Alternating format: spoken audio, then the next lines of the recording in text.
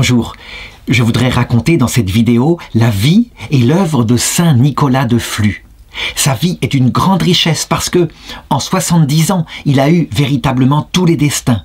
Il a d'abord été marié et je voudrais ne pas oublier sa femme, la bienheureuse Dorothée Vis, dont on parle très peu, elle est dans l'ombre du grand homme.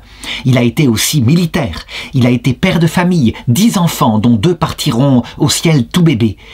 Et il a été un homme politique. On peut dire que la Suisse lui doit la confédération des 13 cantons.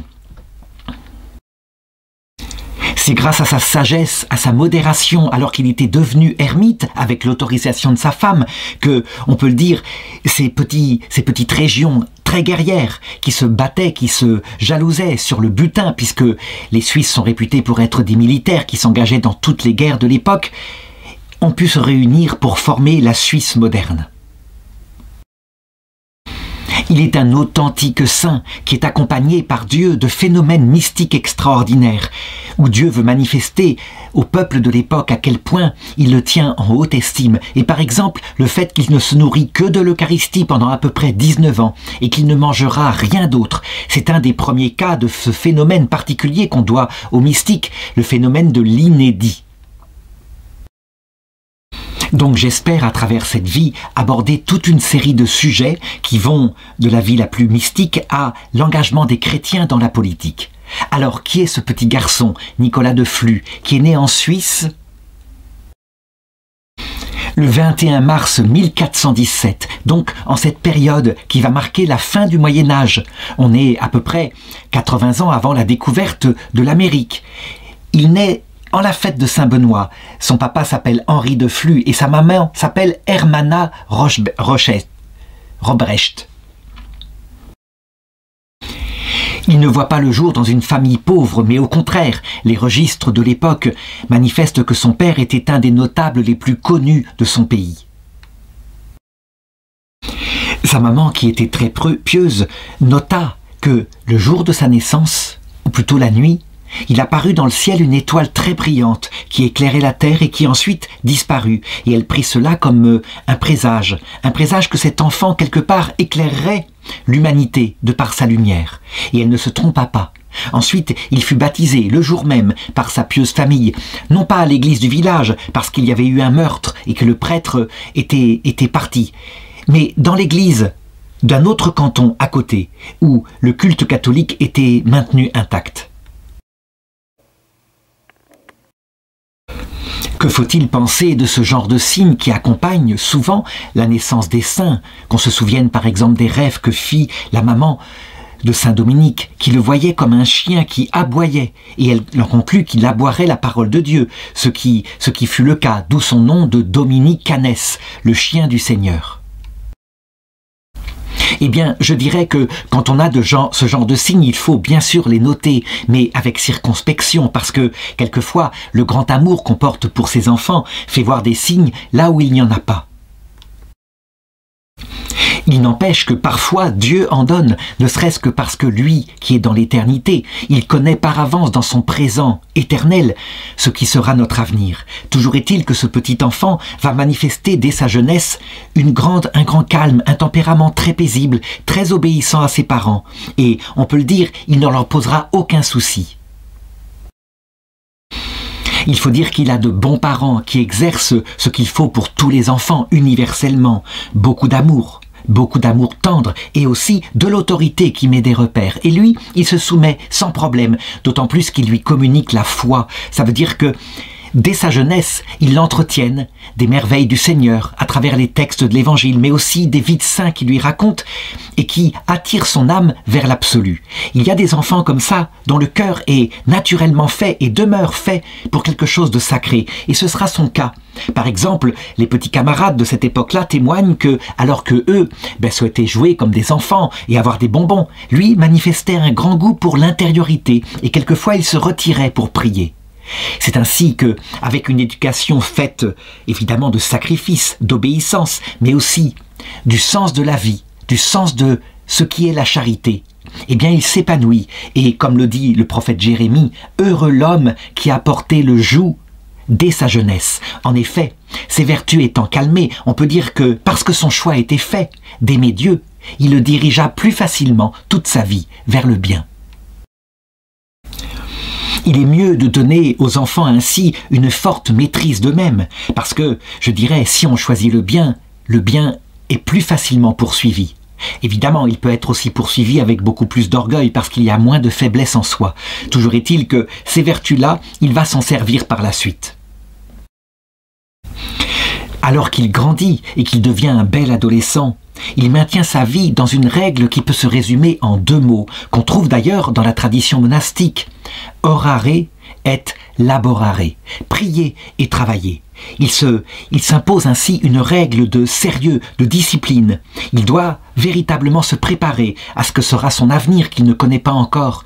Mais il présente à cette époque-là déjà un goût pour la solitude, pour l'amour de Dieu. Il se retire très souvent. Et c'est ainsi que naît dans son cœur le désir peut-être de pouvoir un jour se consacrer à Dieu. Du coup, dans les récits qu'il fit à ses enfants et qui nous ont été rapportés, eh bien, il est indiqué comment, quand il voyait quelque chose de beau, de grand, d'élevé, quelque chose qui l'attirait vers l'éternité, il le regardait longuement. Ainsi, par exemple, un jour, alors qu'il passait par la vallée du Meshtal, non loin de la maison paternelle, il aperçut sur une hauteur une tour élancée qui montait vers le ciel, et il resta ainsi longtemps à la contempler, avec évidemment le symbole qu'elle portait en elle, à savoir marcher vers Dieu, ne s'élever que vers la hauteur. C'est ce qu'il avait dans le cœur à cette époque-là. Au niveau des études, il ne suivit que quelques cours, je dirais très frustes. Dans une école primaire, il apprit vaguement et un petit peu à lire et à écrire.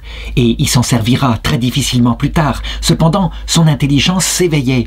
Et ne s'éveillait pas seulement dans le sens de l'amour de Dieu, mais aussi dans la connaissance de sa patrie, dans l'amour de son pays, la Suisse. Il y avait des veillées où on parlait ainsi des événements politiques de cette époque-là, qui n'étaient pas la paix totale, loin de là, même en Suisse. En effet, il faut savoir que la Suisse n'a pas toujours existé telle qu'elle est. Elle s'est fabriquée peu à peu, autour de cette région située dans les montagnes. Il y eut d'abord une Suisse de 3 cantons au XIVe siècle. Et puis ensuite, ces territoires, qui étaient pourtant isolés, furent convoités par les empereurs germaniques. En 1291, par exemple, l'empereur Rodolphe de Habsbourg racheta une partie des territoires, en particulier les droits sur la ville de Lucerne, et il voulait s'emparer de ces territoires qui lui paraissaient être capables d'agrandir son propre royaume. Les Suisses furent très tôt jaloux de leur indépendance, et donc ils s'unirent avec ces 3 cantons pour résister ainsi aux grands empires qui les entouraient et qui menaçaient sans arrêt de les conquérir. Ils se battaient, c'étaient des hommes rudes, des hommes des montagnes, et donc peu à peu, la réputation qu'ils avaient d'être d'excellents soldats, très courageux, très disciplinés aussi, firent qu'ils devinrent dans diverses armées de l'Europe de l'époque des mercenaires qui étaient souvent appelés, et leur réputation de guerriers farouches était loin d'être usurpée. Et peu à peu, avec, je dirais, cette autonomie de 3 cantons, divers cantons qui étaient autour, qui étaient indépendants de cette alliance, désirèrent la rejoindre pour en bénéficier. Et c'est ainsi que apparut la Suisse des 8 cantons. Mais ça, c'était près de 70 ans avant la naissance de Saint Nicolas de Flou. Et les empereurs des Habsbourg, évidemment, ne renoncèrent pas à essayer de s'emparer de quelque chose qui leur paraissait comme une perle. Les soldats suisses se réunissaient, ils étaient moins nombreux évidemment que les armées de l'empereur, mais ils les battirent plusieurs fois, ce qui améliora l'unité nationale. Évidemment, il ne faut pas croire que la guerre se faisait, je dirais, avec toujours des règles de chevalerie, bien au contraire. Il y avait du pillage, parce que c'était finalement des montagnards assez pauvres, et lorsqu'on pouvait s'emparer de butin, il fallait le partager à égalité, ce qui était aussi source de conflits.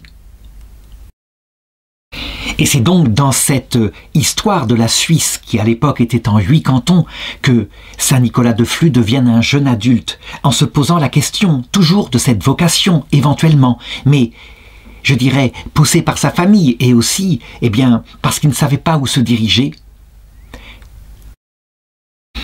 pour réaliser la vocation qu'il sentait naître en lui, eh bien, il obéit à ses parents et comme un jeune homme sage, loin de se précipiter sur une belle jeune fille qui l'aurait séduit, au contraire, il se renseigne, il regarde dans le village qui est capable, qui sera capable d'être son épouse, qui aura les qualités intérieures, les qualités de spiritualité en particulier, pour l'accompagner dans ce qui est son seul désir, une union à Dieu à travers le mariage. Il y avait des filles très belles dans le village et on pouvait se rencontrer durant des fêtes. Lui, il ne va du tout faire ça. Il va entendre parler d'une certaine Dorothée, une jeune fille très très pieuse, très donnée à la prière, Dorothée Viss, et il va aller la voir. Il va lui proposer de devenir sa femme et de vivre avec lui dans le mariage de la vocation qui mène vers Dieu. Elle, devant ce jeune homme sérieux, ce jeune homme très droit, elle va accepter tout de suite. Et donc ils vont se marier. On pourrait se demander légitimement si, à l'image d'autres époux chrétiens qui étaient appelés à la vocation, ils n'avaient pas tenté pendant un certain temps de vivre comme frères et sœurs dans la chasteté. C'est ce qui se passera par exemple pour Saint Louis et Zélie Martin, les parents de Sainte Thérèse de l'Enfant Jésus, quelques siècles plus tard. Pour eux, pas du tout. Ils savent très saintement ce que c'est que le mariage. C'est l'un des 3 seuls sacrements qui se donnent à l'autel, avec le sacrement de l'ordre et le sacrement de l'Eucharistie. Et donc, ils savent ce que c'est que cette union qui fait qu'on reçoit de Dieu, non seulement le pouvoir d'être fidèle, de s'aimer mutuellement, mais le pouvoir de donner la vie. Et des petits êtres naissent que Dieu bénit en leur créant une âme.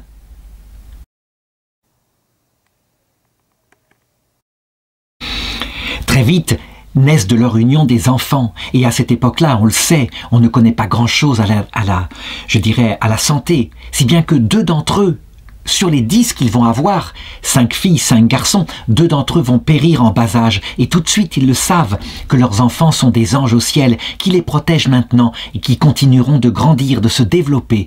Ils avaient reçu le baptême, c'était très important à l'époque. Et on baptisait les enfants très tôt, justement, par peur que n'arrive une mort subite. On a par la suite, puisque Saint Nicolas de Flux deviendra célèbre, on a des récits de ces enfants qui racontaient comment se passait la vie familiale. Elle se passait très simplement, comme toujours, dans un travail dur et sérieux, bien que la famille ne manque pas d'argent. Il avait hérité de son père une grande fortune. Et il y avait cette prière permanente qu'il avait reçue lui-même dans sa naissance et qu'il communiquait à ses enfants, ainsi que les récits, l'intelligence qu'il devait développer par des veillées. Et il racontait ce que Dieu avait fait pour nous. C'est important. L'amour de Dieu est ce qui est le but, c'est ce qui est fondamental avec l'amour du prochain. Mais la connaissance de Dieu nourrit l'amour de Dieu. Et plus on aime Dieu, plus on a envie de le connaître, ne serait-ce que par la vie de Jésus-Christ, par les récits de l'Ancien Testament, mais aussi par la vie de ceux qui sont à l'image de Dieu, les saints qui ont été canonisés par l'Église. Ce qui caractérise aussi l'éducation que donna Saint Nicolas de Flux et la bienheureuse Dorothée Viss, sa femme, c'est qu'elle était équilibrée. Ça veut dire qu'il n'y avait pas un excès dans quoi que ce soit, ni un excès de piété qui ferait passer aux enfants leur vie entière en prière, comme le font certaines familles. Tout excès conduit au dégoût, à la sédie. Et cet équilibre entre le travail, les loisirs, la tendresse, l'autorité, l'éducation bien donnée, fait que tous les enfants de Saint Nicolas de Flux et de Dorothée devinrent les modèles de leurs parents. Ils furent des chrétiens très fervents toute leur vie.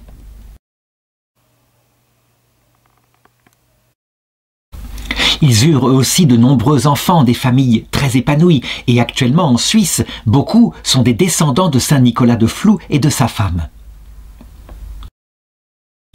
Nous avons par exemple le témoignage de Jean, qui était le fils aîné de Nicolas et de Dorothée.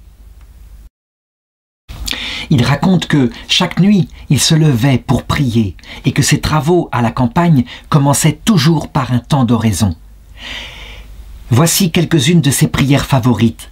Il disait « Ô Seigneur, enlevez-moi tout ce qui m'éloigne de vous. Ô Seigneur, faites-moi don de tout ce qui mène à vous.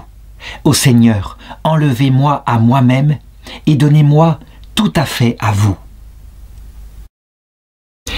Je l'ai dit tout à l'heure, Saint Nicolas avait reçu une éducation très stable qui faisait de lui quelqu'un de très équilibré, ce qui laissait moins de prise pour que le démon s'attaque à ses propres faiblesses et puisse ainsi essayer de le faire tomber. Est-ce que je veux dire par là qu'il n'eut pas de tentation? Bien sûr que non. Et il le raconte, le démon m'attaquait souvent. Le démon essayait de me faire tomber dans ce qui était principalement mes défauts. Et il acquit, à l'aune de cette expérience du combat intérieur, des enseignements qu'il put transmettre aussi à ses enfants. Par exemple, un jour, un de ses enfants accourut vers son père. Il avait fait un terrible cauchemar. Il avait vu un démon qui, la nuit, voulait le dévorer. Et son père lui répondit tranquillement « N'aie pas peur, mon enfant. Le démon ne peut qu'aboyer. Il ne peut pas mordre. Si son désir de nous nuire est grand, son pouvoir est petit. » Et puis, il racontait aussi, avec saint Jean Chrysostome, « Le démon, c'est un chien enragé, mais il est enchaîné. » Évidemment, dans une vie de famille paisible avec une épouse qu'il avait si bien choisie, les vertus qui brillaient en lui ne pouvaient pas paraître. Elles paraîtront particulièrement dans ce qui va lui arriver. À cette époque-là, la Suisse, je l'ai dit, est engagée dans de nombreux combats, en particulier avec l'Autriche, avec Vienne, qui veut s'accaparer les cantons. Et donc des guerres se produisent. Il faut dire que les Suisses ont pris l'habitude, je l'ai dit, de s'engager dans les armées étrangères, et donc d'être très âpres au gain, au butin en particulier de guerre. Devenir soldat, c'est une obligation, il y a une conscription. Et lui, maintenant qu'il a 19 ans, nous sommes à cette époque-là, en 1436, voilà que se déclare une guerre entre Zurich, la ville de Zurich, qui se bat contre des petits cantons à qui elle voudrait imposer sa domination.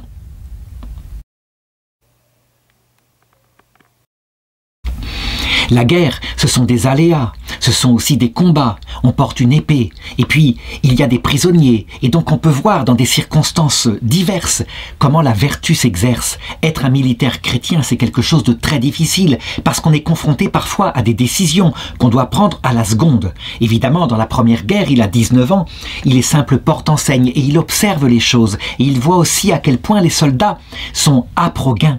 À donner aussi au vice que dans les camps il y a des prostituées qui sont là, qui courent presque aussi nombreuses que les soldats. Alors que ses compagnons s'adonnent à la boisson dans les grands moments de loisiveté et de trêve qui sont entre les combats, lui, il prend l'habitude, déjà à cette époque-là, de garder son âme fixée sur le Seigneur et de se retirer dans des endroits pour prier. Il a un chapelet à la main. Il se met à part dans la campagne, il marche ainsi et il récite son chapelet. Il remet son âme à la Sainte Vierge et personne ne pourra l'entraîner malgré les tentations qui lui sont souvent faites, soit à s'adonner à la boisson, soit à aller avec une prostituée. Une deuxième fois, il va être appelé sous les drapeaux. Cette fois, il a 26 ans. Nous sommes en 1443. C'est la guerre contre Zurich qui est alliée avec les Autrichiens. Et il faut maintenir, je dirais, l'autonomie des cantons suisses. Dans cette seconde guerre, il a déjà pris du gras, de la bouteille, et donc on lui confie des escouades, certain nombre d'hommes. Évidemment, il se bat, il a l'épée à la main, il est bien obligé, et on aurait bien aimé avoir quelques anecdotes de la façon dont il s'y prenait. On n'en a pas trop, et c'est très dommage, parce que le concret de ses réactions aurait montré les choses. Tout ce qu'on sait, c'est que lorsqu'il y a des prisonniers de guerre, il les protège. Ils ne sont plus des combattants. Et il y a tout naturellement dans son âme, je dirais, le droit de la guerre qui s'établit, tel que l'Église avait essayé de l'imposer à cette époque-là, tel que la Suisse ensuite, eh bien, le répandra dans toutes les armées européennes. Il faut donc distinguer un combattant qui porte les armes et qui se bat, qu'on peut combattre loyalement, et puis celui qui s'est rendu ou celui qui est prisonnier de guerre, qui devient presque son hôte, qu'on doit protéger, nourrir, qu'on doit traiter véritablement comme un frère dans le Christ. On sait qu'il se battait avec courage, il n'avait pas peur de la mort, il se battait aussi avec intelligence, mais toujours avec l'épée dans une main et le chapelet dans l'autre. Il savait que, d'abord au cours des combats, il pouvait lui-même mourir, et donc il devait être prêt à chaque instant à paraître devant le Seigneur. Il y avait des chapelains dans cette armée suisse, et donc il se confessait avant chaque combat. La guerre se termine, et à cette époque-là, déjà, comme c'est encore le cas maintenant, eh bien, les civils rentraient chez eux, mais ils pouvaient continuer à s'entraîner pour se préparer pour la prochaine guerre. C'est ainsi que, un peu plus tard, à l'âge de 37 ans, et parce qu'il a une grande sagesse, une grande capacité à mener les hommes au combat et aussi à les calmer dans leurs excès, eh bien, il atteint le grade de capitaine.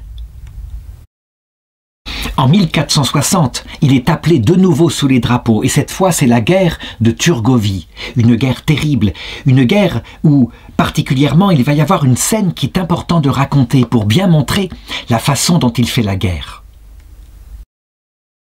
En effet, les armées suisses qui étaient dirigées par un général venaient de prendre la ville de Diessenhofen et il y avait un grand nombre de soldats autrichiens qui s'étaient réfugiés dans le couvent des dominicaines du Val Sainte-Catherine. Les généraux s'étaient réunis et se disaient « on va pas faire le siège pendant des jours et des jours, il suffit de mettre le feu au bâtiment et comme ça ils seront forcés de sortir tels des renards de leur terrier ». Quand le capitaine Nicolas de Flue voit ainsi des soldats qui commencent à jeter des torches sur le couvent, eh bien, il est pris d'une sainte résolution. Il court voir les chefs et il leur plaide que ce couvent ne doit pas être détruit, que la communauté ne doit pas payer, je dirais, les ravages de la guerre, qu'en plus, c'est une communauté très importante, qu'elle servira plus tard pour l'Église et il prophétise, il sortira beaucoup de sainteté de cette communauté. Vous ne devez pas la détruire. Il précise aussi militairement que si on fait le siège quelques jours, ils ont très peu de nourriture, ils sont très peu nombreux, ils se rendront à cause de la faim et de la soif. Et il réussit à faire fléchir le commandement qui lui donne l'ordre effectivement de mettre fin à cette idée d'incendie. Alors il court, et déjà il y a des soldats qui ont mis le feu à certaines parties du bâtiment. Et là, au péril de sa vie, alors que de l'intérieur du bâtiment, les Autrichiens pourraient le tuer, ne serait-ce que l'envoyer des flèches, etc. Eh bien, il se bat pour arrêter l'incendie, et il y arrive.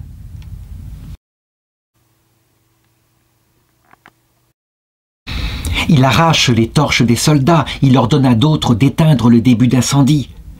Ce couvent va donc subsister et effectivement, quelque temps plus tard, les Autrichiens se rendent et la bataille est terminée. On voit par son action ce qu'il a dans l'âme. Sa vie ne compte pas, mais lorsqu'il y a quelque chose qui est inutile, une injustice qui est faite soit à une communauté, soit à un bâtiment historique, eh bien, il prend les devants, véritablement. Et je crois que, on peut le dire, les cantons suisses se souviendront de ce modèle et ils cesseront, je dirais, de déchaîner la violence militaire comme il se passait, et ce qui d'ailleurs fournit une réputation de dignité aux soldats suisses, qui n'étaient pas seulement des farouches combattants, mais capables aussi de droiture. C'est pourquoi d'ailleurs le Vatican lui-même, jusqu'à maintenant, fait appel à la garde suisse pour protéger ce petit État. Et on peut le dire, ça date certainement de la réputation qui s'est développée à cette période-là. Farouche dans le combat, mais juste, droit, ne se laissant pas aller, je dirais, aux turpitudes de la guerre. Saint Nicolas de Flue revient de ce combat et évidemment il a été remarqué par les chefs de l'armée comme étant quelqu'un de sage, de modéré. Et pourtant il est pratiquement inculte, je l'ai dit, il n'a fait que les écoles primaires. Toujours est-il qu'un homme d'une telle valeur qui aussi est un bon père de famille, on ne peut pas le laisser ainsi simplement cultiver ses terres. Si bien que du côté des cantons suisses, on décide de lui donner la charge de magistrat. On se dit qu'avec une telle droiture, même s'il ne connaît pas le droit, il jugera en droiture. En effet, il faut le savoir, le droit, il est fondé d'abord sur la justice. Actuellement, le droit s'est souvent dégradé dans, je dirais, une procédure tellement tatillonne que quelquefois des criminels sont libérés parce que, justement, une procédure n'a pas été tout à fait bien accomplie, au moindre détail près. La procédure est certes importante, il ne faut pas pouvoir abuser, faire avouer quelqu'un par exemple sous la torture, mais il faut aussi garder en tête que ce qui compte, c'est au-delà de la procédure, c'est la droiture de la chose. Et donc il va juger et son comportement va être véritablement considéré comme d'abord quelqu'un qui ne se laisse pas acheter, Même si un puissant est jugé contre un pauvre, ce qui compte pour lui, c'est la droiture du jugement posé. Et puis, il le fait aussi avec une grande douceur. Il arrive que, dans des petites affaires, par exemple, il y ait quelqu'un qui est perdu et que la personne soit frustrée. Forcément, il y a un perdant dans les procès. Alors, dans ce cas-là, il n'hésite pas à, je dirais, à le consoler, à lui donner même quelques biens pour la route, pour le retour, à cause de la déception du procès perdu. C'est un rôle très important qu'il fait à cœur et le curé, qui s'appelle Henri Ingrund, qui le connaissait bien, qui était son ami, racontera après sa mort qu'un jour il lui avait dit ceci: « J'ai reçu de Dieu en partage un esprit droit. J'ai été souvent consulté dans les affaires de ma patrie. J'ai aussi prononcé beaucoup de sentences. Mais, grâce à Dieu, je ne me souviens pas d'avoir agi en quelque chose contre ma conscience.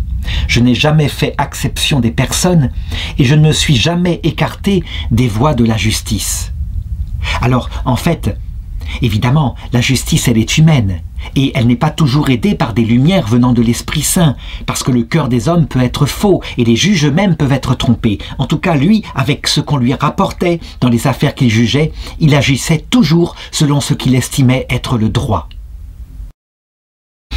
C'est évidemment un métier redoutable que celui de juge, et évidemment on peut être trompé. De fait, à un moment donné, il y aura une affaire qui le bouleversera. Un jour, on porta devant les juges une affaire qui était pour lui manifeste, à savoir qu'il y avait une victime.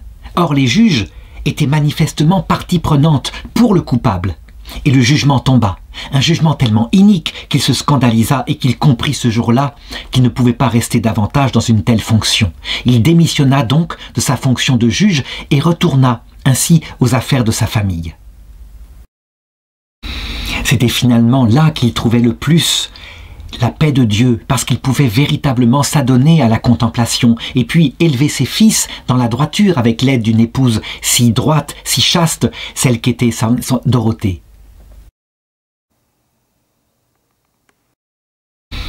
Il reprit donc sa vie pastorale et il aimait se retirer dans la belle campagne suisse, par exemple en gardant le troupeau de moutons, et il pouvait ainsi s'adonner à la prière. Et sa prière s'approfondissait de plus en plus. Sa joie de rencontrer Dieu était de plus en plus forte. Un jour, alors qu'il priait ainsi, il s'endormit et il fit plusieurs songes qui le marquèrent beaucoup. Il faut dire qu'il avait été préparé, je l'ai dit, en voyant la vanité du monde à travers ses jugements iniques et aussi ce qu'il avait vu à la guerre. Toujours est-il qu'il se vit qu'était ainsi en train de prier. Et il se mit à sortir de sa bouche un lys magnifique qui grandissait, qui grandissait, qui grandissait, et qui devenait une plante superbe qui allait jusqu'au ciel.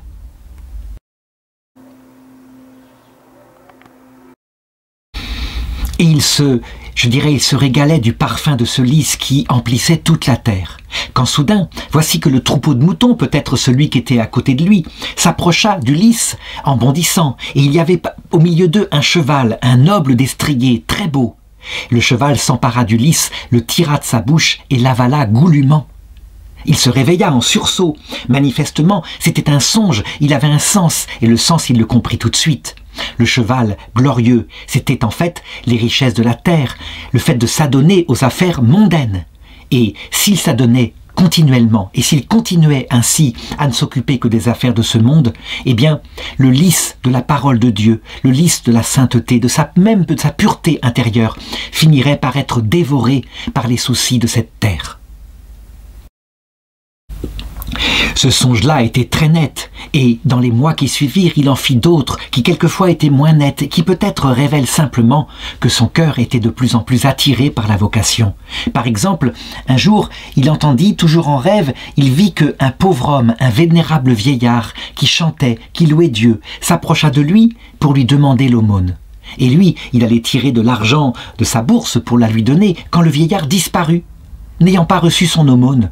Il se réveilla de nouveau en sursaut, et il interpréta ce rêve, en tout cas dans le sens de ce à quoi le portait son cœur, en se disant « Ce vieillard, ça devait être Dieu, et Dieu ne veut pas de mon aumône, il me veut moi-même. »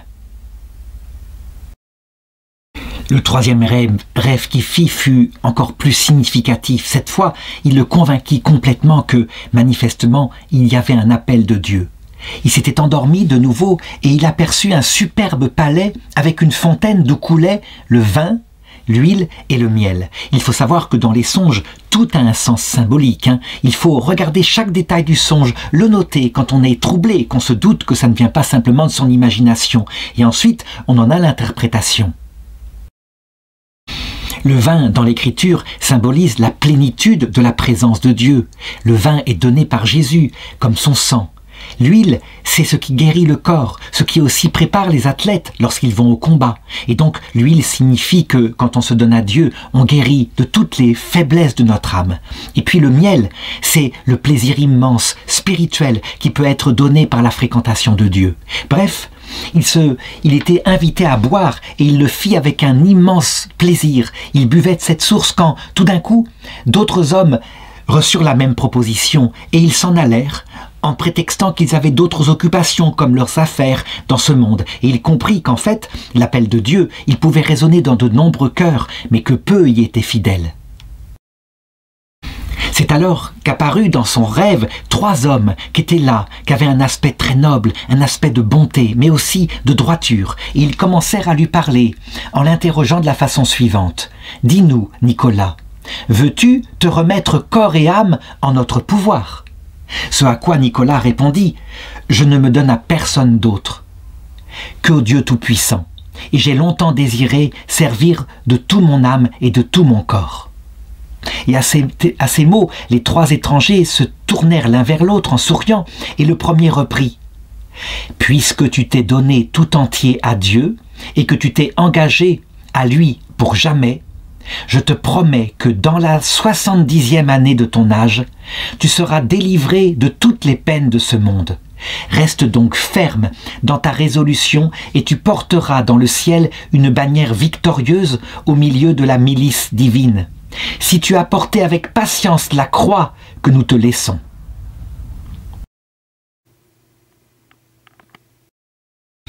Il se réveilla. C'était encore une fois un songe dont le sens est absolument manifeste parce que, pour une fois, les paroles lui ont été données en clair. Les 3 vieillards, évidemment, ils faisaient référence à l'apparition qu'avait eue Abraham au chêne de Mambré. La Trinité, le Père, le Fils et le Saint-Esprit, qui voulaient vérifier si son cœur était entièrement donné à Dieu, de même qu'ils avaient demandé un peu plus tard à Abraham de leur sacrifier son fils, son premier-né, ce qu'il avait accepté. Et là, on peut dire que Nicolas de Flux avait accepté aussi. Déjà, son cœur était entièrement donné à Dieu, et son mariage n'était qu'une vocation qui le menait vers Dieu. Il aurait pu, évidemment, avec un père spirituel, comprendre que, dans sa vie de famille, avec sa femme et ses enfants, il pouvait tout à fait être un contemplatif, tout donner à Dieu par sa prière, ne serait-ce que parce qu'il s'occupait du troupeau. Mais manifestement, il y avait dans son cœur un appel à autre chose, quelque chose de plus fort, un appel à se consacrer entièrement à Dieu dans la solitude. Et il en était ainsi dévoré par cette vocation qui semblait tellement contradictoire avec l'appel de Dieu. Et c'est vrai, quand on est confronté à ça, le premier acte qu'un père spirituel sensé qui travaille au nom de Dieu doit dire à celui qui a un désir de vie monastique, de vie solitaire, alors qu'il est marié: ta vocation, c'est ton mariage. C'est là que Dieu t'appelle, et il peut arriver que Dieu mette un désir dans le cœur, ne serait-ce que pour façonner ton cœur dans la pauvreté par cette épreuve intérieure. Mais ta vocation, c'est le mariage. Pourtant, manifestement, Dieu va lui indiquer que ce conseil qu'aurait donné n'importe quel père spirituel n'était pas celui que Dieu voulait pour lui. Un peu plus tard, alors je dirais qu'il était dans le courant de l'été, il entendit une voix qui lui disait très nettement: « Nicolas, tu cherches avec anxiété comment tu pourras te donner entièrement à Dieu. Par tes seules forces, tu ne le peux pas. Tourne-toi vers Dieu, car rien ne lui est plus agréable qu'une résignation volontaire. Quitte tout ce qui t'est cher, et tu verras que Dieu aura soin de toi. » Pour lui, le signe cette fois est très fort, même si peut-être que, encore une fois, un conseiller spirituel, s'il n'avait pris un, lui aurait dit la résignation. Quitte ce que tu as, ça veut dire quitte-le spirituellement. Mais lui, il comprend que c'est plus que ça, qu'il doit demander à sa femme et à ses enfants la permission de les quitter. Il faut dire qu'ils sont grands, il a maintenant 50 ans. Ils sont élevés et il y a beaucoup d'argent, la famille est à l'abri du besoin. Il n'empêche que son devoir d'époux, ça devrait être de rester à la maison, sauf si son épouse et si ses enfants lui donnent l'autorisation. Et donc il s'ouvre à son épouse, il s'exprime, il lui dit à quel point ce désir est très fort en lui. Et son épouse va avoir à ce moment-là un comportement extraordinaire qui fait qu'elle est donnée par Dieu, par l'Église, en tout cas comme modèle aussi des épouses chrétiennes. Elle est totalement attachée à lui, elle l'aime, il est son soutien, et donc elle va beaucoup pleurer. Mais manifestement, son bonheur, la présence de son mari lui paraît moins important que le bien, le bonheur de son mari. Et donc elle accepte, et les enfants aussi acceptent, et en pleurant, avec beaucoup de larmes, parce que leur père, c'est l'équilibre de leur maison, ils ne veulent pas le perdre. Et c'est ainsi qu'il reçut l'autorisation de partir comme il le voulait, en ermite, pour se consacrer à Dieu. Alors, ayant acquis ainsi une telle permission, il arrangea ses affaires. Il s'assura que ses 8 enfants vivants aient un héritage solide pour s'installer dans le monde. Il laissa à sa femme tous les biens de sa propriété. Et il se présenta à eux le 16 octobre 1467, il avait 50 ans, il était vêtu d'une pauvre bure de toile grossière.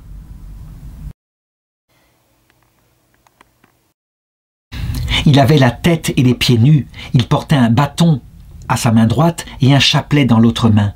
Il leur demanda pardon et leur promit, en retour du grand sacrifice qu'ils acceptaient, les plus abondantes bénédictions célestes et un éternel revoir auprès de Dieu dans l'autre monde.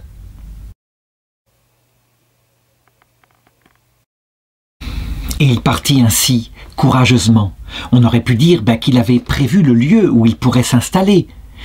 Un lieu, par exemple, solitaire, dans une belle contrée, quelque chose qui soit assez éloigné de sa famille afin qu'il puisse vivre vraiment de la solitude. En réalité, il avait tout remis à Dieu et il partit comme ça, en se disant que simplement, il allait quitter les cantons suisses afin qu'on ne sache pas où il était. Et donc il se dirigea vers la France toute proche, vers le Jura, vers les Vosges. Il arriva à la frontière de la Confédération suisse, sur les hauteurs de Hauenstein, et il aperçut la ville de Liestal. Et là, comme mu par une vision, parce que Dieu effectivement le guidait, il aperçut que cette ville était comme en feu, et donc il comprit qu'il devait s'en éloigner, que manifestement il n'y trouverait pas la paix intérieure, ni la sécurité, que cette ville était adonnée à des vices. Il continua donc son chemin et il arriva dans une localité voisine où il rencontra un paysan à qui il demanda très humblement qu'il cherchait un lieu afin de se retirer dans la prière comme ermite. Et le paysan, qui était un homme pieux, mais aussi un homme ayant les pieds sur terre, l'écouta et trouva que son désir de se consacrer était une chose très bonne, mais qu'il avait tort de se retirer ainsi en France, que souvent les Suisses y étaient mal vus parce qu'ils y avaient fait des guerres et que la France, l'armée de France avait souvent été battue, qu'il ferait mieux de retourner dans sa patrie et de trouver un endroit isolé. Et il lui dit avec beaucoup de bon sens que sa patrie, elle était peuplée de déserts, qu'il y en avait partout, c'était des montagnes, et donc il trouverait sans problème un endroit, qu'il n'avait pas besoin de fuir à l'autre bout du monde. Il quitta donc ce paysan en prenant ses conseils de bon sens, en les prenant comme étant peut-être un conseil de Dieu, mais il n'en était pas sûr. Et donc il s'endormit dans un champ pour la nuit, et là il vit en rêve que sa patrie était toute lumineuse, et il lui sembla le lendemain matin que, en fait, effectivement, il fallait suivre le conseil de cet ange que le Seigneur avait mis sur son chemin et retourner dans son pays. Il réfléchit et se dit que, effectivement, il fallait utiliser les moyens les plus simples, trouver un ermitage où il y aurait une source d'eau et puis suffisamment de nourriture, sinon il serait adonné au souci de la recherche sans arrêt de pain, il pourrait moins prier que lorsqu'il était en famille. Et donc, se laissant guider par cette lumière intérieure, avec le bon sens que lui avait donné ce paysan, il avisa que la lumière lui indiquait un endroit près de Klinsteralp, où il y avait une propriété familiale, tout simplement. Et c'est là qu'il se retira.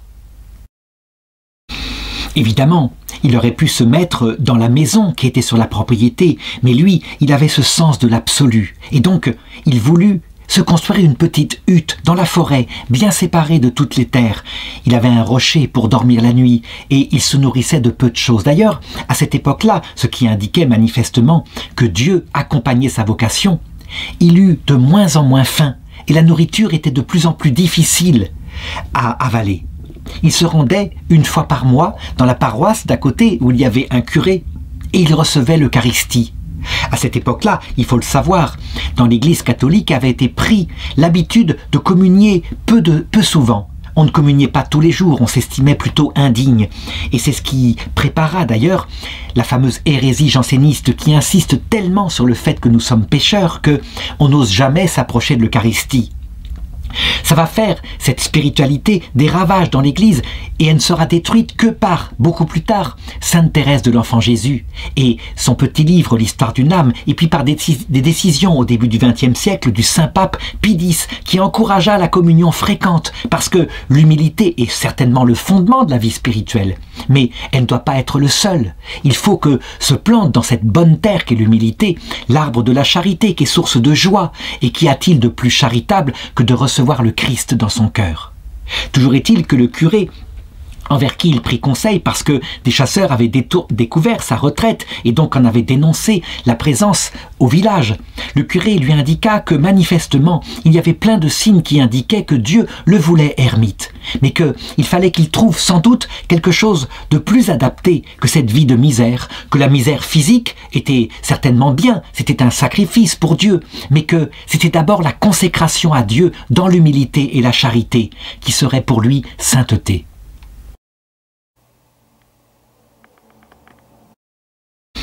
Ce conseil lui parut sage, mais il ne voulut pas l'appliquer tout de suite. Il avait encore cette espèce de grande admiration devant les moines du désert dont il avait entendu la vie, les moines de l'Égypte, qui se mettaient véritablement dans la forêt comme des animaux, avec Dieu qui les nourrissait. Et donc, il trouva cette fois une vallée assez isolée. Et de nouveau, il se construisit une hutte dans laquelle il s'installa. Il y avait une source tout près, ce qui fait que, évidemment, il pouvait se consacrer à la prière.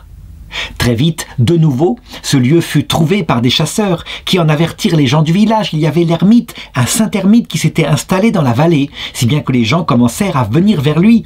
Et il ne trouva pas, de nouveau, la solitude à laquelle il aspirait. L'opinion des gens de la vallée, des gens du village, était, je dirais, variable. Certains disaient, c'est un ancien magistrat, n'est-ce pas? C'est quelqu'un qui est pris soudain à l'âge de 50 ans alors qu'il est père de famille par un souci d'absolu. Et c'est évidemment une stupidité, il devient fou. Son devoir est d'être d'abord envers sa famille. Mais d'autres qui savaient que ses enfants et sa femme lui avaient vraiment donné l'autorisation, étaient à l'abri de tout souci, disaient non, il cherche Dieu, il se consacre à Dieu. Et donc ils avaient une très bonne opinion de lui. L'opinion était donc très partagée.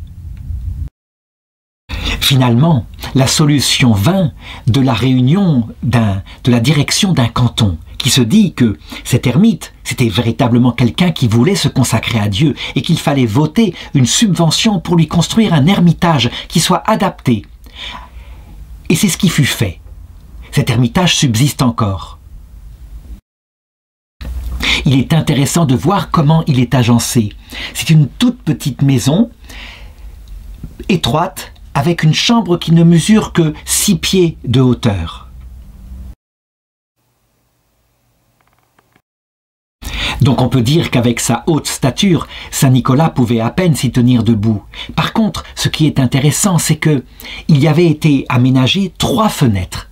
3 fenêtres qui signifient véritablement quel genre de spiritualité il avait compris qu'il devait mener. La première donnait sur l'autel de la chapelle qui avait été construite à côté et où il y avait le Saint-Sacrement. Il pouvait ainsi se recueillir, adorer le Saint-Sacrement à volonté dans sa journée. La seconde donnait sur la lumière du jour, parce qu'il fallait qu'il puisse écrire. Il savait à peine écrire, mais qu'il puisse lire un petit peu, parce qu'il faut de la nourriture intellectuelle tout de même. Sinon, très vite, un ermite, il est pris par ce qu'on appelle l'acédie. Ça veut dire un ennui profond. On ne peut pas rester toute la journée à adorer le Saint-Sacrement. Ça veut dire à y mettre son affectivité. Il faut aussi savoir ménager des espaces d'activité variés, sinon on devient fou, et c'est l'expérience des moines du désert qui l'ont montré. Une vie doit être équilibrée. Quant à la 3e fenêtre, eh bien, elle s'ouvrait vers les visiteurs qui pouvaient ainsi venir le voir. Et ça, c'est très important. Un ermite chrétien, il n'est pas un solitaire. Il est fondé sur l'amour de Dieu. Et cet amour de Dieu doit jaillir en amour pour le prochain. Il le comprend. On voit que les premières tentatives qu'il a faites se sont améliorées et se sont comme évangélisées maintenant, se sont équilibrées autour de trois choses: Dieu, lui-même, parce qu'il doit être équilibré, et le prochain, parce qu'en étant un ermite équilibré, il pourra apporter beaucoup de choses à son prochain. On peut dire que cette vie d'ermite, elle se répandit, la réputation de Saint Nicolas de Flux se répandit dès cette époque-là, dans toute la Suisse et jusqu'en Autriche. Il y eut un don, par exemple, par l'archiduc d'Autriche lui-même, il s'appelait Sigismond, afin que on puisse améliorer la chapelle. Et puis, voilà que l'évêque du lieu, qui trouvait cela formidable, décida d'accorder une indulgence plénière en 1470 à ceux qui viendraient voir l'ermite Nicolas de Flux, qui fut confirmé par le pape Paul II. C'était quelque chose de très important. Il faut se souvenir que quelques siècles plus tôt, pour obtenir l'indulgence plénière, donc des peines de dette qu'on avait pour ses péchés, il fallait se rendre en pèlerinage à Jérusalem, risquer sa vie. Là maintenant, on peut dire que les portes de la miséricorde de l'Église, depuis que saint François d'Assise avait montré le chemin, en obtenant une indulgence plénière dans sa petite chapelle de la Portioncule, eh bien, maintenant les papes l'appliquaient et la douceur de Dieu se répandait peu à peu dans l'Église. Évidemment, par contre, en instaurant comme ça une indulgence plénière, il ne fallait pas s'attendre à ce que saint Nicolas de Flux soit ermite. Et il le comprit, alors il se soumit à la volonté de Dieu. Il devait être aussi donné au peuple de Dieu comme une lumière. Quant à sa vie personnelle dans son ermitage, elle était extrêmement difficilement et ascétiquement rythmée. On peut dire que il y avait deux choses qui y présidaient. Ou plutôt, comme le disait quelqu'un, il avait comme trois cœurs qui lui permettaient de se donner à Dieu d'abord. Un cœur de feu pour Dieu qui était présent dans l'Eucharistie à côté. Et il disait que dans la chapelle qu'il pouvait contempler de sa fenêtre avec la présence du Seigneur était son paradis. Et peu à peu ce paradis venait dans son cœur et y demeurait quand il communiait chaque mois. Il avait deuxièmement pour lui un cœur de fer. Ça veut dire qu'il s'imposait un horaire très strict avec une assesse très forte. Son lit n'était qu'une planche avec un petit peu de paille.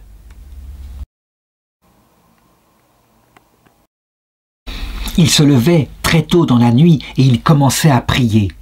Il dormait je l'ai dit, sur une paillasse dure et puis il avait comme oreiller une pierre. Et il commençait sa prière qu'il continuait ensuite toute la journée.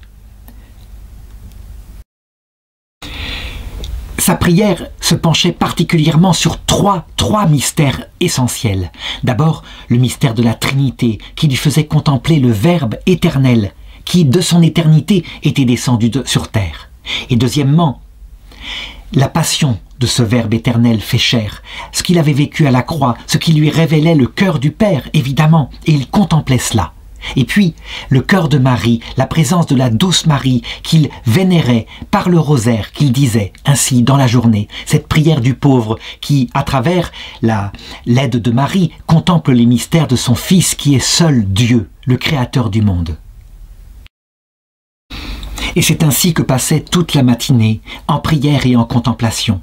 Il ne mangeait pas, il ne mangeait plus, seule l'Eucharistie le nourrissait. À un moment donné d'ailleurs, un des évêques se mit à douter en se disant « mais certainement pas, là peut-être qu'il est en train de faire une hypocrisie pour attirer des gens, peut-être qu'il veut sa gloire ». Et donc il le fit surveiller par une garde pour vérifier si on lui apportait de la nourriture.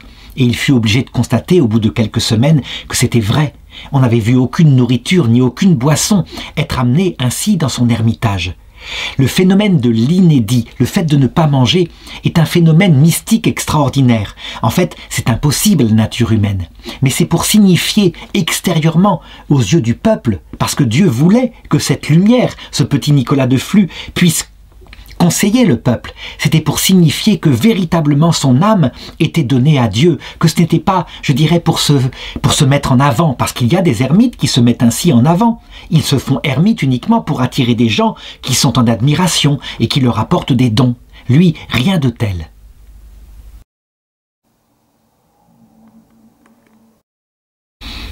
Donc, toute l'après-midi, puisque le Seigneur le lui demandait, était consacré à recevoir les pèlerins. Et ils étaient nombreux, et ils venaient de toute la région. Et il y vint aussi des princes et des évêques et des prêtres qui venaient demander des conseils.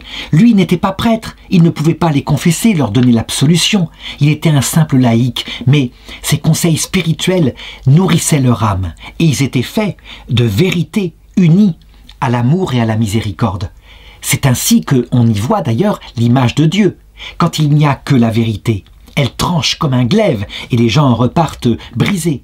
Quand il n'y a que la miséricorde qui comprend tellement qu'elle n'indique plus où est le péché, eh bien les gens ne savent plus où est le bien et le mal et souvent ils se noient. C'est l'alliance entre vérité et amour qui fait quelqu'un un modèle du Christ. Et les gens, quand ils revenaient, ils en parlaient autour d'eux et ils disaient « De sa bouche coulaient des paroles plus douces que le miel. » Si bien que les conseils très fermes qu'il donnait, et en particulier aux prêtres qui avaient une vie dissolue, les conseils très fermes, eh bien, ils passaient sans aucun problème, ils les recevaient et ils s'en servaient pour améliorer leur vie. Un jour, des paroissiens vinrent le voir en lui demandant « Mais nous avons un prêtre de notre paroisse qui est indigne. Il vit avec une femme, il fait n'importe quoi. Et est-ce que son Eucharistie est valable ?» Et voilà ce qu'il leur répondit. « La plante qui reçoit l'eau du rocher ne s'enquiert pas si l'eau coule par un tuyau de plomb ou par un tuyau d'or. De même, vous recevez des bons comme des mauvais prêtres la même grâce de Dieu, pourvu que vous y soyez convenablement préparés. » Et les entretiens se terminaient toujours avec la même parole, « Que le nom de Jésus soit votre salut ». Et les gens partaient avec cette bénédiction, qui n'était pas la bénédiction d'un prêtre, mais qui était celle d'un cœur priant. Jamais, durant 19 ans, il ne quitta son ermitage pour se détendre, pour se reposer. Mais il le quittait parfois la nuit, et il marchait pour se rendre, par exemple, lors des grandes fêtes, des solennités, dans une paroisse voisine où était fêté tel saint ou tel mystère. Et on le voyait. Et puis, il repartait. Il voyageait souvent de nuit, justement, pour ne pas être dérangé dans sa prière, puisqu'il disait toujours le chapelet.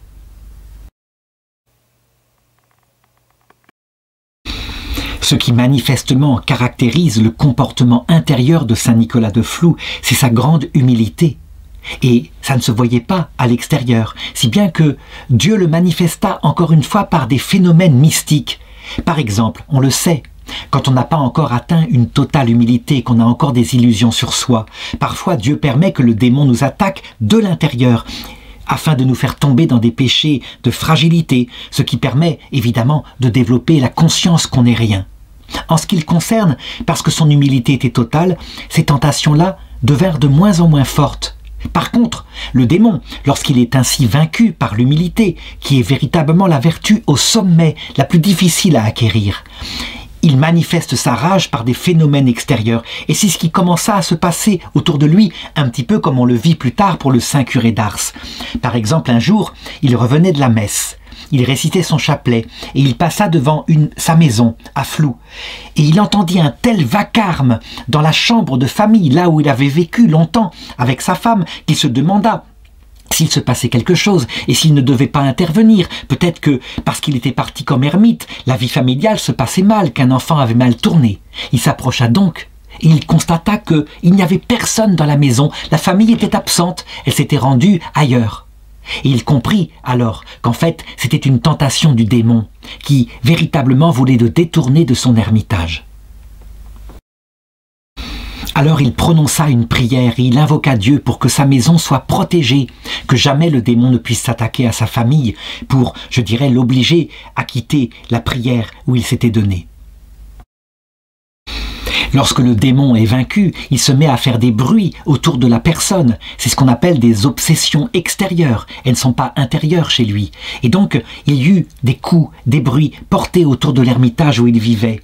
Et à chaque fois, il savait démasquer le démon. Il repérait que c'était une ruse. Et il lui disait parfois « Tu dois être là depuis fort longtemps, puisque tu sais donner de si bons conseils. Comment se fait-il donc que tu n'aies pas su te diriger toi-même, ô ange révolté, et que tu aies échangé le ciel contre l'enfer? Donc tes conseils ne doivent pas être si judicieux que cela. » Et aussitôt, il retournait son âme vers Dieu et il priait de cette façon-là. « Mon Seigneur et mon Dieu, prends-moi à moi et donne-moi tout entier à toi. Mon Seigneur et mon Dieu, prends-moi tout ce qui me sépare de toi. Mon Seigneur et mon Dieu, donne-moi tout ce qui m'attire à toi. » En 1481, il a atteint l'âge de 64 ans et il est retiré depuis déjà de nombreuses années, près de 14 ans dans cet ermitage, quand la Suisse connaît de nouveau une crise. Il s'agit cette fois de la volonté de deux villes d'entrer dans la Confédération. Ce sont les villes de Fribourg et de Soleure qui sont, évidemment, si elles venaient se joindre, des cantons fort peuplés, et les cantons plus ruraux ont peur d'une telle entrée en se disant qu'ils seront marginalisés, que le pouvoir sera évidemment aux grandes villes, et donc ils ne voudraient pas les accepter. Donc il s'en résulte un conflit qui fait qu'à un moment donné, un des témoins de cette réunion, qui s'appelle Heini am Grund, décide d'aller voir auprès de Nicolas de Flou qu'est-ce qu'on pourrait faire pour arriver à un juste traité, quelque chose qui puisse convenir aux deux parties. Le 22 décembre 1481, le conflit allait sans doute se terminer par les armes. La guerre était aux portes. Quand on reçoit une lettre de Nicolas de Flux qui dit ceci, que je voudrais lire parce qu'elle est un chef-d'œuvre d'équilibre politique. Et comment ce simple petit paysan peut dire cela? Sans doute avec la grâce de Dieu. Cher Seigneur et fidèle confédéré, je viens ici, faible vieillard, appelé de ma solitude par mon meilleur ami et frère, pour vous parler de la patrie. Je vous souhaite beaucoup de bien, et si je pouvais vous en procurer, je voudrais que mes paroles vous engagent à la paix. Je suis en vérité un homme ignorant, mais mon conseil est en bonne conscience, comme je pense que Dieu m'a instruit. Confédérés, pourquoi avez-vous fait des guerres? Parce qu'il ne pouvait en être autrement. Qui vous a donné la victoire? Dieu et la force de vos bras réunis. Et maintenant, vous voulez vous diviser pour l'amour du butin? Confédérés, ne laissez pas dire cela de vous. En toute loyauté et fidélité, voilà ce que je vous conseille. À vous, qui habitez les villes, je vous conjure instamment de renoncer à un traité qui afflige les cantons ruraux, les cantons fragiles. Vous, qui êtes les cantons primitifs, songez comme Soleure et Fribourg ont combattu à côté de vous et recevez-les dans la Sainte Alliance. Vous tous, confédérés, dans les différends qui peuvent s'élever entre des frères, accordez, selon l'équité, un droit égal aux deux parties. Que dans les guerres des conquêtes soient partagés par canton, butin par tête, à égalité. En outre, n'élargissez pas trop la barrière qui vous environne. Évitez les affaires étrangères. Soyez des voisins paisibles. Et si quelqu'un veut vous opprimer, qu'il trouve des hommes qui puissent défendre ainsi la Confédération. Loin de vous de recevoir de l'argent pour la patrie. Gardez-vous des divisions. Elles vous détruiraient. Aimez-vous les uns les autres, confédérés, et que Dieu Tout-Puissant vous garde en sa bonté, comme il l'a fait jusqu'à aujourd'hui.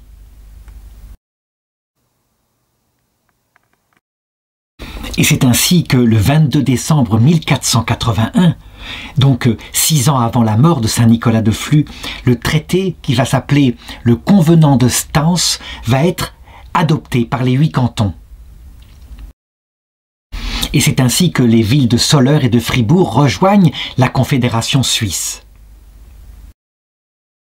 Ce qui est fabuleux aussi, c'est que il rédigea lui-même une sorte de constitution en une nuit, et c'est cette constitution qui empêcha Unterwald de quitter les autres cantons suite à ce conflit qui allait tourner mal.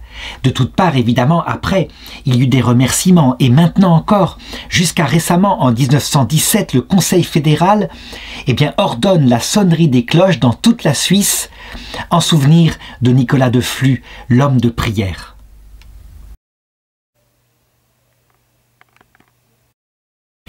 Il me reste maintenant à raconter les dernières années de son pèlerinage terrestre et en particulier sa mort. J'avais raconté un peu plus haut qu'il avait reçu la révélation de la part de Dieu que dans sa 70e année, il mourrait. Et voilà qu'effectivement, alors qu'il avait fait tant de bien en Suisse et auprès de ses concitoyens, il commença à tomber malade au printemps de 1487, le 21 mars, jour anniversaire de sa naissance. Il souffrit pendant 8 jours d'une cruelle maladie. Il était en proie à d'horribles douleurs et il faut véritablement se demander pourquoi est-ce que Dieu permet cela. 8 jours, ça paraît long. En réalité, il lui fallait faire son purgatoire sur terre. On le sait, malgré, je dirais, tout le don qu'il avait fait à Dieu et cette immense humilité qui était dans son cœur, ça ne suffit pas pour entrer dans la vision béatifique. Il faut aussi mourir à soi-même, découvrir dans sa chair jusqu'à quel point on est pauvre et misérable. En effet, comme l'avait dit Jésus, si le grain de blé tombé en terre ne meurt pas, il reste seul. Mais s'il meurt, il porte beaucoup de fruits. Voilà pourquoi tout homme, soit en ce monde, soit dans l'autre, doit toucher à un moment donné, par une sorte d'expérience qu'on pourrait appeler une nuit de l'esprit, que le Christ a vécu lui-même à la croix. Il faut qu'on touche sa propre misère. Et il n'y a pas de plus grande souffrance, évidemment, que l'absence, le fait que Dieu se cache dans le cœur alors que la souffrance physique le frappe en même temps. On peut dire donc que durant ces 8 jours, il va terminer son purgatoire et il va être enfin prêt à la rencontre avec le Seigneur. Le curé de Stans vient le voir et lui apporte le saint viatique. À la vue de son Dieu, lui qui est dans une épreuve totale au point de vue spirituel, il tend les mains et ses mains sont déjà à demi glacées, c'est-à-dire marquées par la mort. Il prend ensuite la main de sa femme et de ses enfants qui sont venus, qui ont appris qu'il était malade, et il les place sur son cœur. Et puis il prend les mains du curé de Stans, qu'il approche de ses lèvres, il les baisse et puis il s'affaisse. Il regarde le ciel, ses yeux s'illuminent et il part. La nouvelle se répand aussitôt dans toute la Suisse et c'était une véritable désolation. C'est comme si un père était parti, qu'on avait perdu dans chaque famille celui qui était le père du pays. Et on pleure, mais en même temps, on se souvient qu'il avait toujours dit qu'il n'abandonnerait pas la Suisse. Le lendemain, les prêtres viennent de tous les cantons d'alentour pour célébrer des funérailles solennelles où se presse une foule de gens. L'archiduc d'Autriche, qui apprit un peu plus tard sa mort, fit les choses les plus solennelles puisqu'il fit célébrer un requiem le plus solennel possible et qu'il paya de sa propre denier pour que soit offert 100 messes pour les âmes des défunts, en sachant très bien que l'âme de Saint Nicolas de Flux, qui n'était pas encore canonisé bien sûr, n'en avait pas vraiment besoin pour lui-même.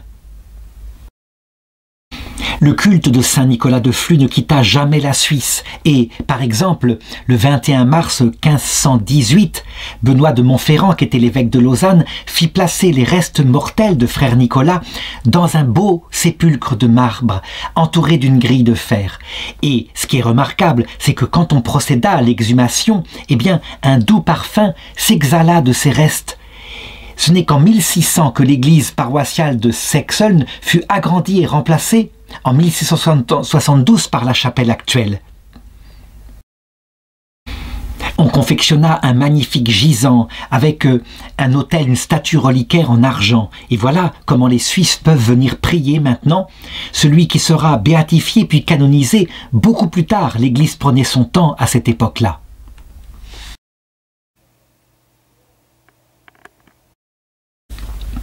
Il y a toute une procédure. Il doit être fait d'abord une enquête canonique pour savoir exactement quels sont les écrits du saint. Est-ce qu'il a vraiment enseigné la foi catholique? Il y a une enquête aussi sur ses mœurs qui peut prendre des années. Et puis, il faut des miracles. Des miracles de son vivant, il y en avait. Ne serait-ce que le fait qu'il n'avait pas mangé et qu'il y avait une surveillance stricte qui avait été fixée pendant un certain temps qui prouvait qu'il ne mentait pas. Il y avait cet autre miracle fait de son vivant quand il avait arrêté l'incendie de la ville de Sarnen. Il avait vu que l'incendie se développait, il était au sommet du clocher de Flux et il voyait la ville en feu. Il avait alors étendu la main vers Sarnen et aussitôt l'incendie s'était arrêté. Les gens en avaient témoigné. Mais il faut pour l'Église des miracles qui se produisent après la mort, afin que Dieu confirme qu'il veut donner comme modèle un saint. L'Église n'a pas le pouvoir de lire dans le cœur des saints. Dieu seul peut témoigner de ce que lui voit et qui étaient vraiment liés à la sainteté. Ces miracles vont évidemment avoir lieu, vont être reconnus par l'Église, si bien que en l'an 1672, soit 250 ans à peu près après sa mort, eh bien, le pape procéda à sa béatification. La béatification, c'est quand la personne est reconnue comme sainte, mais au niveau local. Ça veut dire que le culte est célébré principalement en Suisse. Évidemment, les Suisses dirent qu'il fallait que ce soit plus grand, que ce soit établi au niveau de l'Église universelle, et l'enquête continua. Il fallait encore des miracles. Finalement, ils eurent lieu, et c'est exactement en l'an 1947 que le pape Pie XII procéda à la canonisation de Saint Nicolas de Flux, qui peut donc être considéré comme le protecteur et le modèle dans l'Église universelle des pères de famille fidèles, mais aussi des moines, mais aussi des guerriers chrétiens, mais aussi des hommes politiques qui, je dirais, établissent une constitution, la paix, quelque chose comme une sorte de république dans les cantons helvétiques. On pourrait même dire que quelque part, c'est le modèle de ce que peut faire un laïc, parce qu'il n'était pas prêtre, et donc un laïc qui doit s'engager en politique, le faire pas n'importe comment. Un laïc qui peut aussi être militaire, mais c'est pareil, il y a tout un évangile qui fait que la loi de Dieu passe avant les ordres qui seraient injustes venant des hommes. En tout cas, on peut le dire, la Suisse, grâce sans doute à l'influence spirituelle de Saint Nicolas de Flux, eut un rôle très important, par exemple, pour établir à Genève les lois de la guerre, qui malheureusement ne furent pas accomplies, ne furent pas appliquées par les nazis, par les communistes pendant la Seconde Guerre mondiale, ce qui explique le nombre incroyable de morts qu'a fait cette guerre. Mais il y a aussi Henri Dunant, qui est suisse et qui établit la Croix-Rouge, ça veut dire une façon d'aider dans les combats ceux qui sont blessés, d'établir des soins qui soient intelligemment organisés. On ne peut pas dire qu'Henri Dunant n'a été influencé que par Saint Nicolas de Flux. Il a eu beaucoup d'autres influences, comme par exemple le premier fondateur de la Croix-Rouge, Saint Camille de Lélis.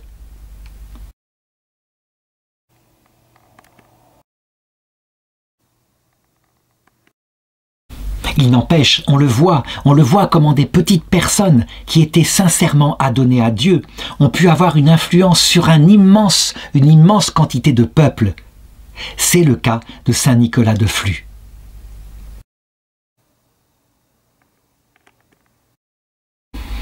Et il ne faut pas oublier la bienheureuse Dorothée de Vis, son épouse, qui, véritablement, même si elle est toute silencieuse, qu'on ne connaît pas bien son cœur, véritablement, on peut le dire, Saint Nicolas de Flux n'aurait pas existé sans elle.